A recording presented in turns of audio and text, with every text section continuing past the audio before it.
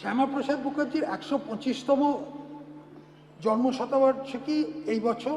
তার জন্মদিন 6 জুলাইকে স্মরণীয় করে রাখতে এখন থেকে এই দিনটি রাজ্য সরকারের ছুটি হিসেবে ঘোষণা করা হয়েছে।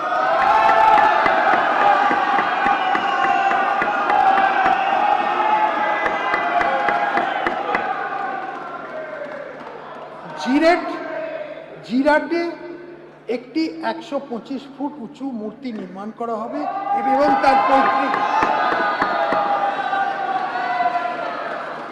এবং তার পৈতৃক বাড়ি, এটা আমার মামার বাড়ির ব্যাপার একটা,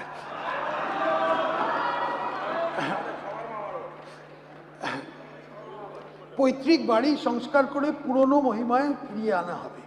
এছাড়াও ওনার স্মৃতির উদ্দেশ্যে একটা করে পার্ক, গ্রন্থাগার এবং স্মারক তৈরি করা হবে। এই জন্যে 200 কোটি টাকা আমরা বরাদ্দ করছি।